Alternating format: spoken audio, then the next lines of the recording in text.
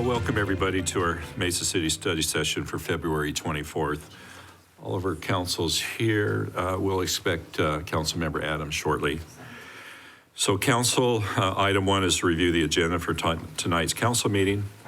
And I know that we went over this previously, but we can go through it again and see if there are any other questions. Council? Mayor? Yes. Go ahead. Do you have something? I know I missed study session last week, and item 6A was pulled off of consent for our meeting today. Yeah. And I'm glad to discuss it and weigh in on that. But I do want to recommend the introduction to have that, to go forward and before approval. And so I am there, but I'm glad to talk about it in more depth, or wait until the next study session, whatever's appropriate. No, I think we can discuss it now if council would like to.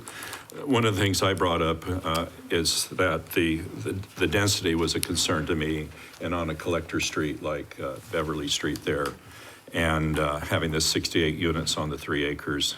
And I know it's gone through planning and zoning as well as design review.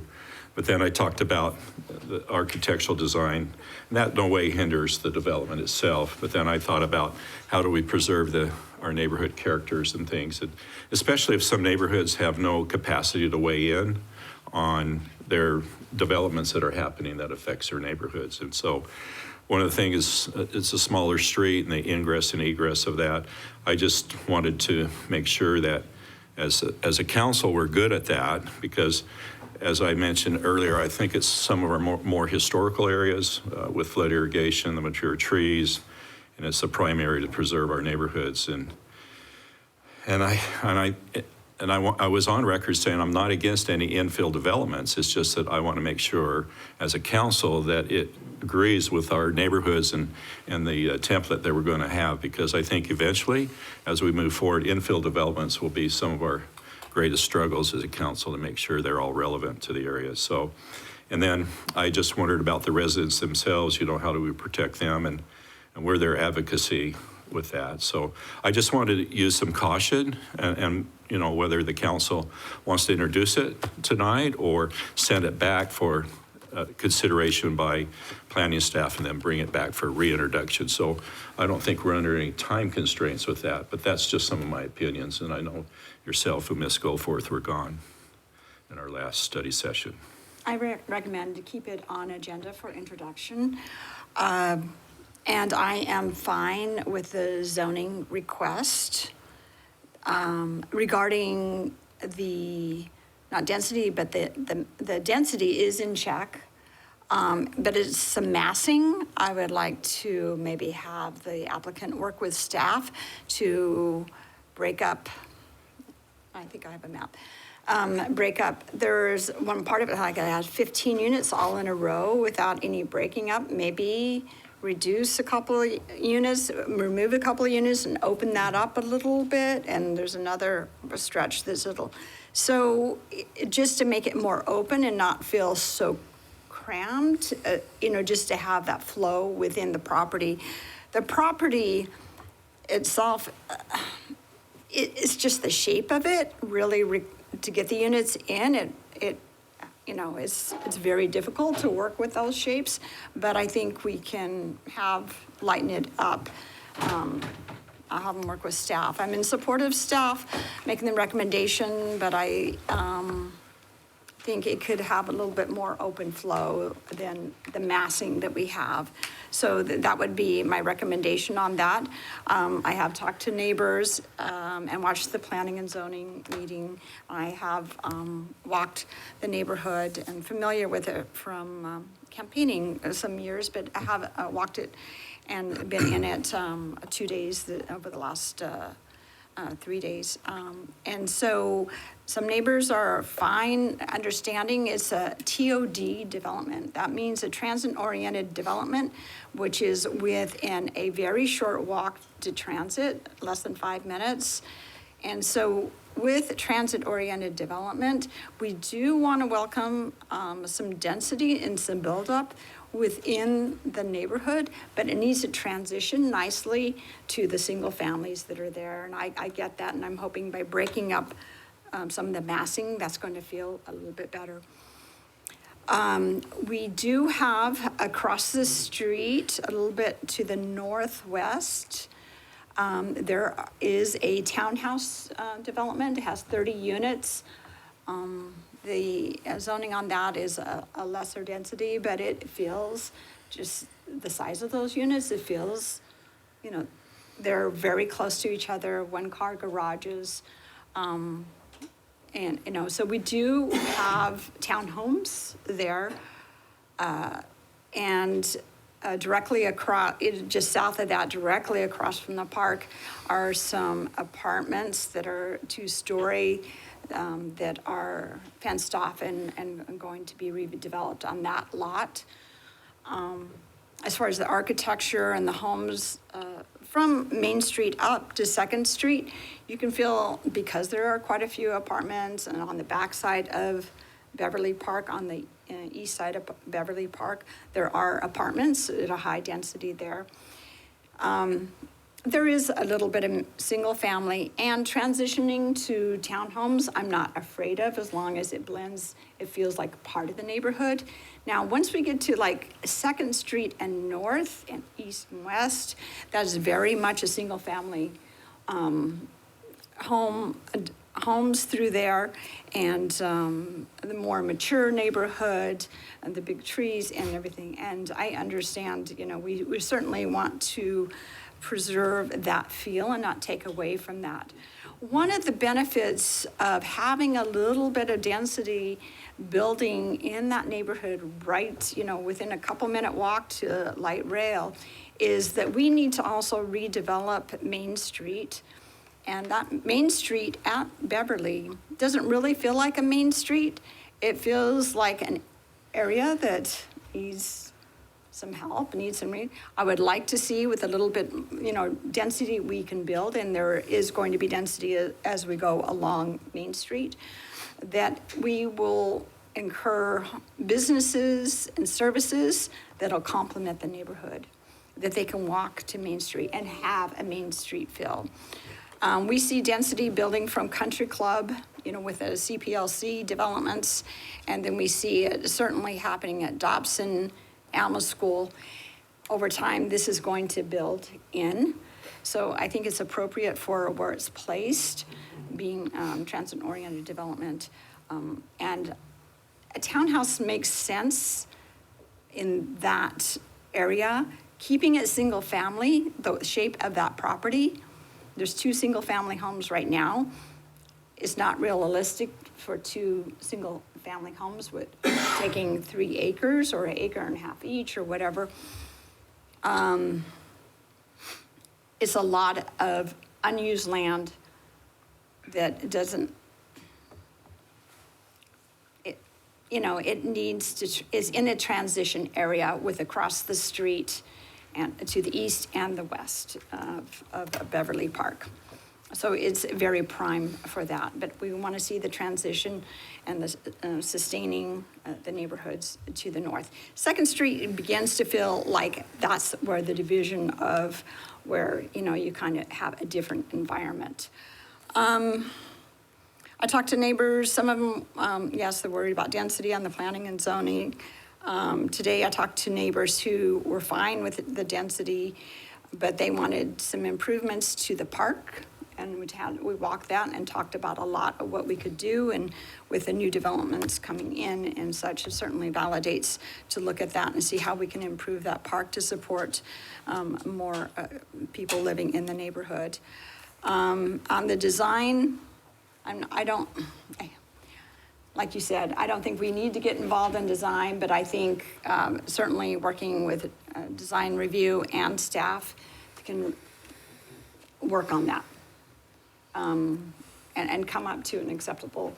I haven't had any pushback from neighbors on design, but just overall to make sure that it is a property that feels like it fits more in the neighborhood.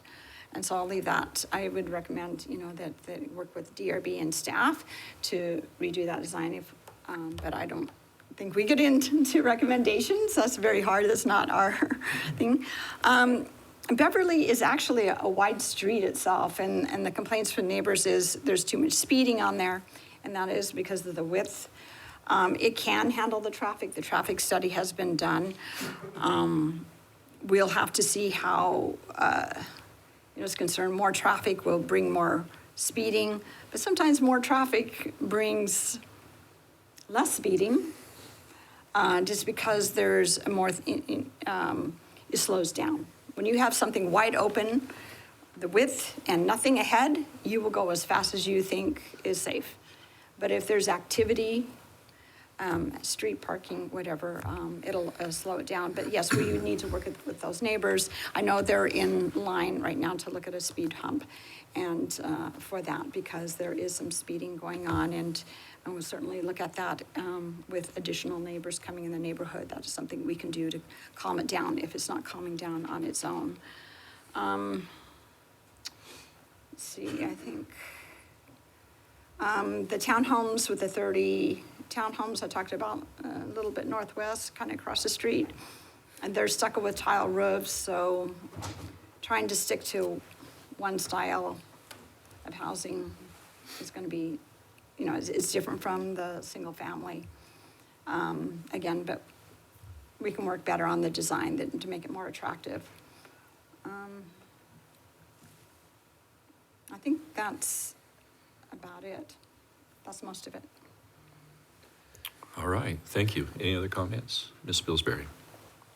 Yeah, I appreciate hearing Councilmember Duff's thoughts, just because I didn't feel great about talking. I'm sure you watched the council meeting on Thursday, so I just didn't feel comfortable really making any decisions when we couldn't hear what you thought. So I just have a couple more questions for you. What are your thoughts on that park? I know you said you went and walked it and stuff and that it needs improvements. Do you feel like a dense development right there would help the safety of that park or hinder it?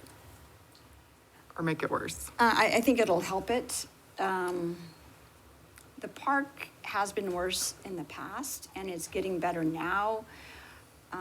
They have opened, there's apartments, like I said, to the east side of that park, and then that got opened, so some access ways, and those kids from the apartments are populating the park, and soccer games are very popular there and everything.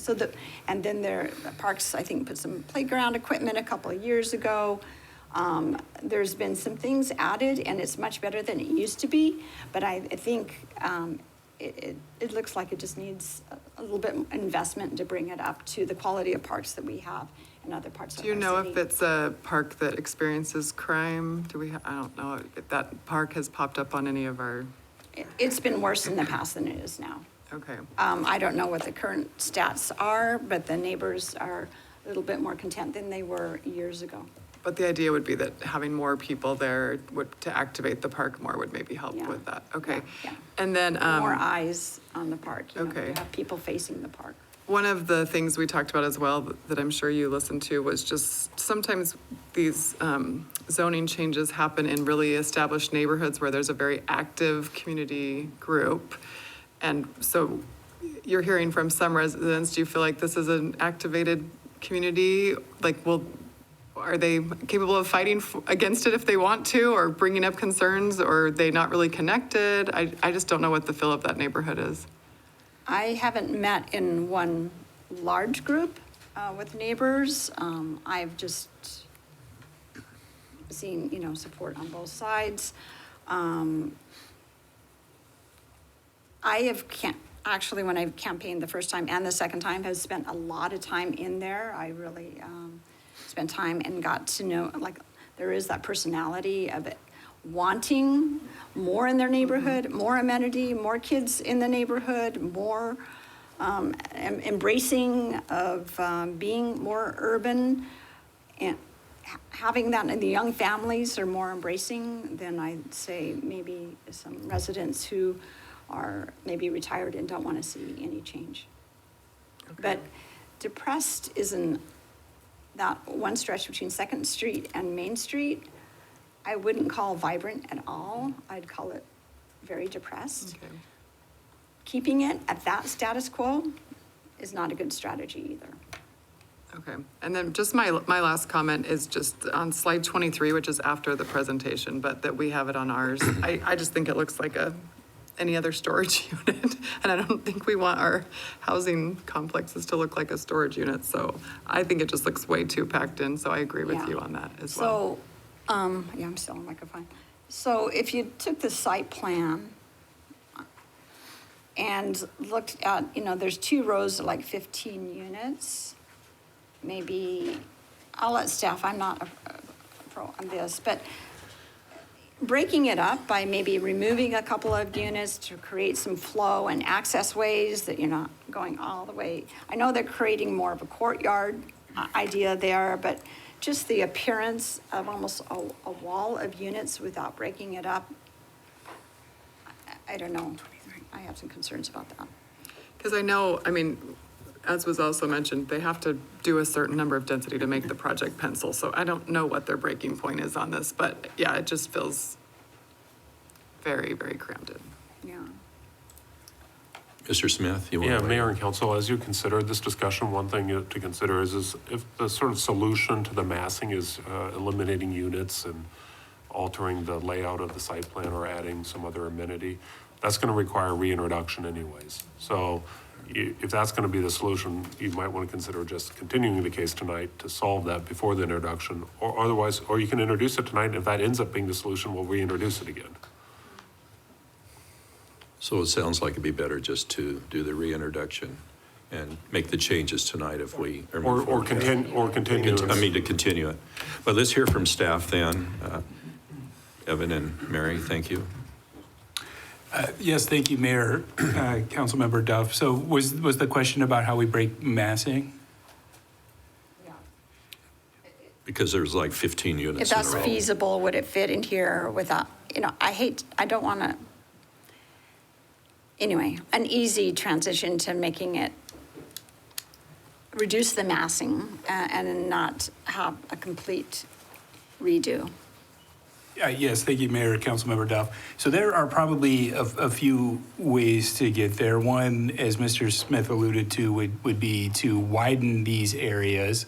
And I don't know if you can see my mouse, but there's some indents here, which is the break between the buildings. So the PAD request is to have 5 units in a row before you have a major architectural break. And one of the changes that came out of Design Review Board is there was a north-south connection here that was only 7 feet wide and might not have been the most practically feasible for maintenance and things like that. So the solution was to combine the units and then work on this architectural break. So this could be wider to create more of an open space connection from north to south, maybe creating a little courtyard in the middle.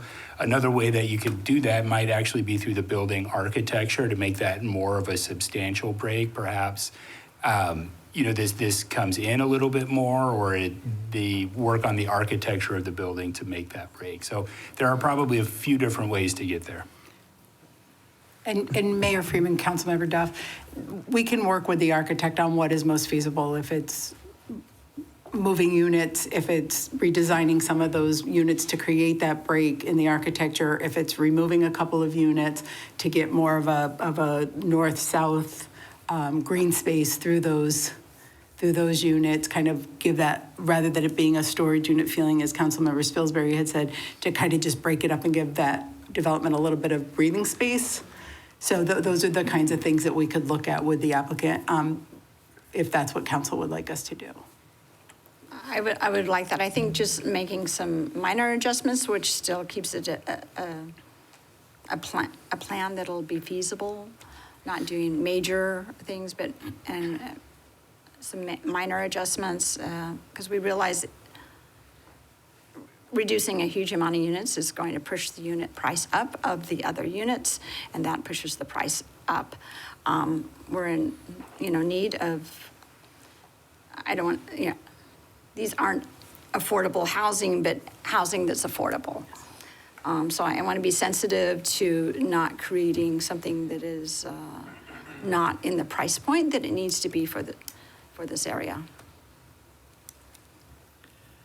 So Mayor, Council, we're happy to go and work with the applicant as Mr. Smith had indicated, if the site plan changes, we would have to reintroduce it. So we could go back, work with the applicant over the next 2 weeks, see what kind of changes it looks like to the site plan to see if it would need to be reintroduced, see what kind of solutions might come out. So are you suggesting that we continue it and to see what progress can be made in 2 weeks and then go forward, make a decision from Yeah, there? Mayor, Council, that sounds like a good solution if we did that.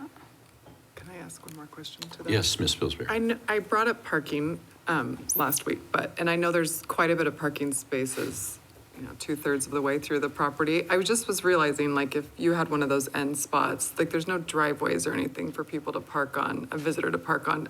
Are we planning on street parking on Beverly? Mayor, Councilmember Spilsbury, there is street parking available today on Beverly, and as Councilmember Duff had indicated, a lot of times when you have that street parking on a smaller road like Beverly, it tends to slow traffic down, which I know was one of the concerns of the residents. But those parking spaces are, I don't know what that distance is off the top of my head, but they're quite within walking distance.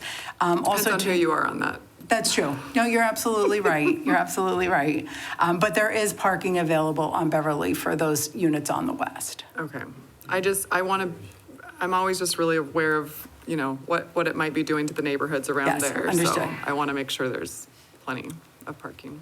To bounce off that, I'm noticing, or not noticing parking for the park. Like, there's no drive-in parking, according to, just looking at the Google Streets.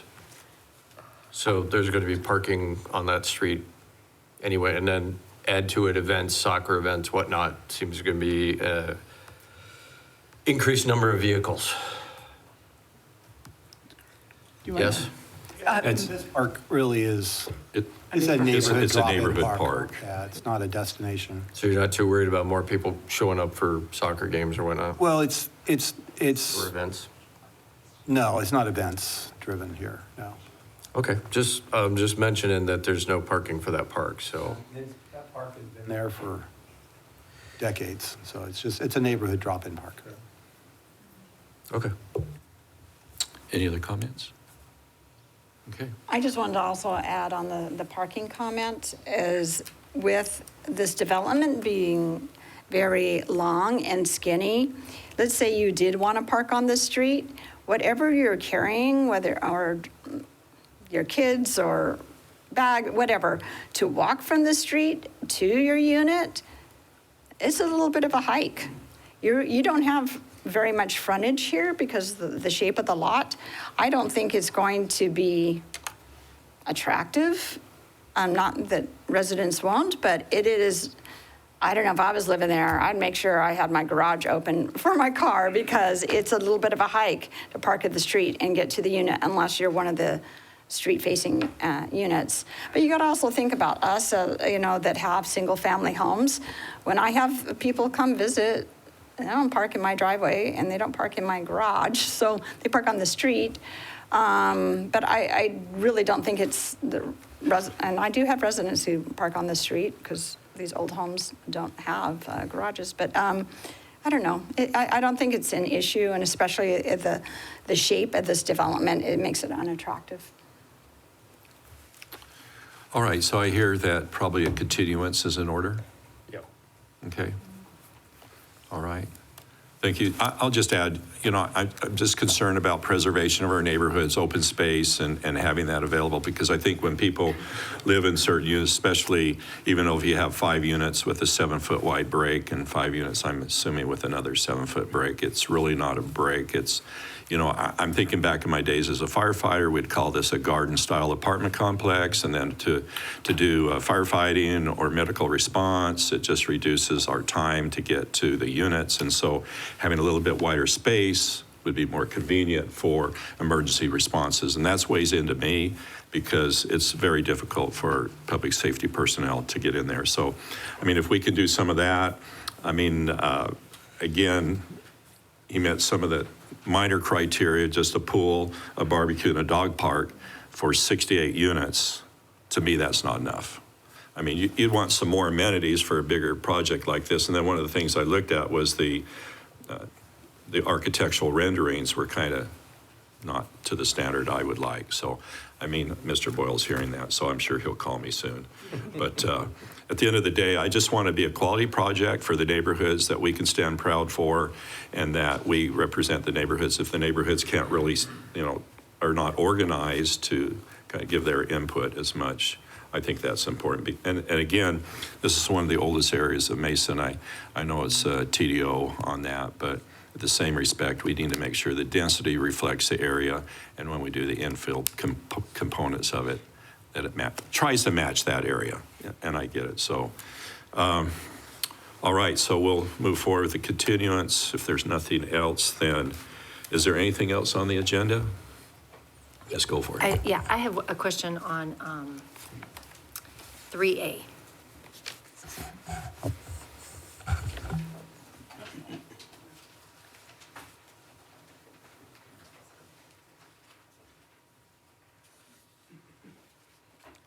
It says engineering, but I guess you can answer my question, huh, Eric? Oh, and it's really quite simple. So assuming this gets approved today, I don't see a time frame. Like, when is the start date? You know? I will. That is an engineering question. It is an engineering question. So, good afternoon, Mayor, Councilmember Goforth. These projects take a couple of months to get under contract. And as soon as we get under contract, when the contractor will mobilize, we'll move out to the site. It is currently a 10-month project for construction. Okay. So about a year, maybe, before the path is complete and ready to go. Okay, so assuming we approve this tonight, you're saying it's 2 months to enter into the contract and start? Yes, they have to, there are some procedures they have to go through to get bonds and insurance and get the contract signed and back. And then we will work with them on mobilization and when they can get a site where they can set up their equipment and their materials. Okay, thank you. Thank you, Ms. Goforth. Any other questions on the agenda? Ms. Holly, is it fair to ask, is there anything off the agenda coming up tonight? Any blue cards or anything? Mayor Freeman, I haven't received any online comments Okay. for tonight's agenda. All right, great. Okay, hearing nothing else, then item 2 is to take action on appointments to various boards and committees. Is there a motion to approve that? Thank you, Ms. Spilsbury. Ms. Goforth, all in favor say an aye. Aye. Aye. All right, it's unanimous. Thank you. Motion passes. Item 3 is current events and conferences attended. Council members, do you have anything you'd wish to share? I was out of town. Oh my, So I missed a whole that's bunch of stuff. different. Ms. Duff, you want to start it out? Yeah. Like I said, sorry, I missed study session last week. I was at ULI Trends Day. Councilmember Goforth is also there, and some members of the planning staff and urban transformation were there.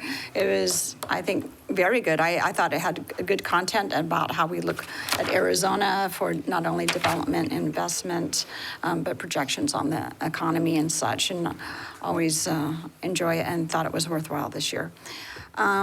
We had our clubs, our spring training events, Cubs and A's, over this past weekend. And in downtown, there was a baseball block party, and Sparky made it to help us open the event and celebrate spring training here in Mesa.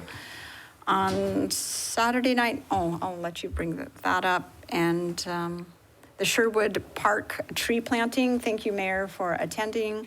And they, along with Arizona Sustainability Alliance, the volunteers and the stewards and the forestry, a great turnout of volunteers. Even some of our city employees were volunteering, Scott Vichet, in their own time to help plant, it wasn't 96 trees at Sherwood Park. And we just planted like 50 a few months ago. So this park is really going to be rich with shade along the edges. I can't wait to see the canopies grow, and I think that's about it. Although I want to mention, because we're in the final days of Black History Month, and I wanted to acknowledge that before we end the month of February, and to honor the profound impact Black Americans have made in shaping our nation through centuries of adversity. Their resilience, achievements, and cultural contributions have been instrumental in the writing of American story and American history, a shared legacy that belongs to us all. Thanks. Great. Anything else? Ms. Thanks, Jen. Goforth. That was nice. You like singing in the seventh inning stretch, don't you?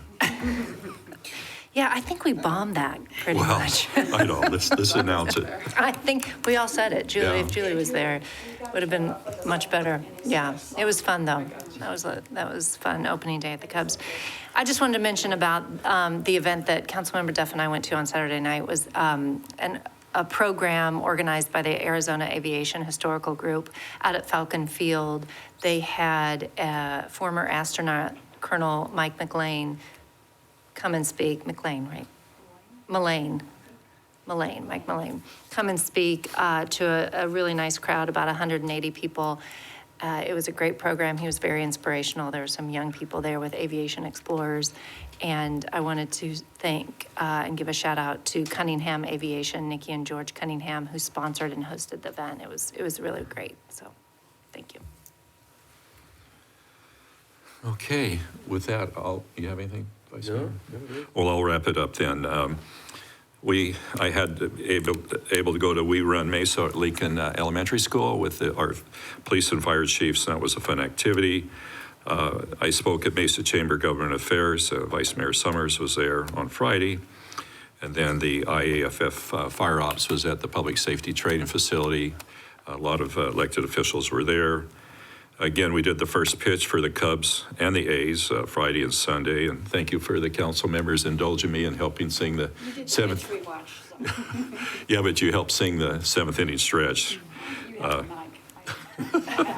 Against our collective objection. Yeah. It's good that we can work together as a team on that. Because he said, Mr. Hirschberg says, Mayor, you're going down by yourself. And I said, no, I'm not. So thank you for the council indulgence. I know, you would have had so much fun. Loved that. Next year, we're having the city management staff do it. Oh, and me? Yesterday, I spoke at Reverend Kirby's church, the Unity in the Community at the Holy Trinity Church, and Chief Camelli and Chief Cost were there, as well as other police chiefs. So that rounded out my Sunday, and had a busy weekend. I appreciate the council and all that you do. So with that, Mr. Brady, can you share a schedule of future meetings? Yes, thank you, Mayor.